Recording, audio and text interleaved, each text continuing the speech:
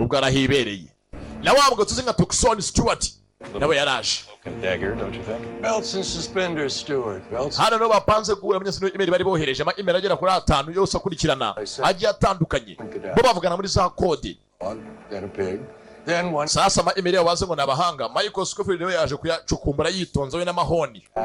Nibutse amahoni ni umunyabwenge. Yakoranyemo na Michael ubu byahumiye ku murari. Abana bako bakaje ko barakurikiwe.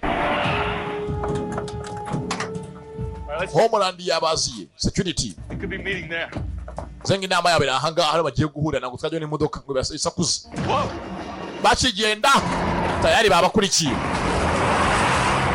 Urabahaye agahenge.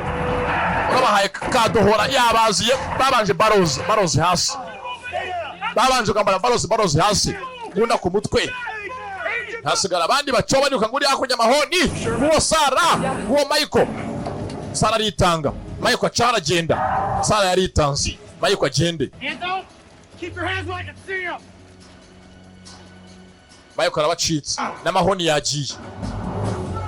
Nta mahoni nguwo. Nguwo mbiri. Nguwo ageze hakuno biranga. Agera hisi herera. Bagenda bamararira kubwo umwana we. Kuba agiye gufunga nta kintu akoreye umwana we. Ni company yabikoze byose barayizi nabo. What's inevitable? It's a meeting with Saw. Shut up! Get him in the car! We went through Tucson PDA. They got a meeting on the other side. Umva hano agiye kuba meeting y'abasila. Over Lincoln, okay? Bako bahurira bagiye guhurira ahangaha. Beyond me now, okay? It's done. I have orders. It's over. It's not. It's finished.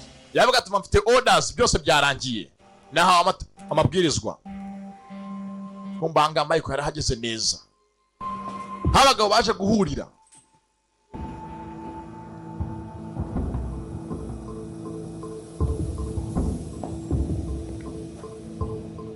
So when exactly does the op order commence, General?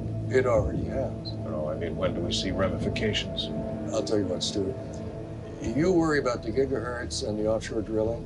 Let me worry about the op orders.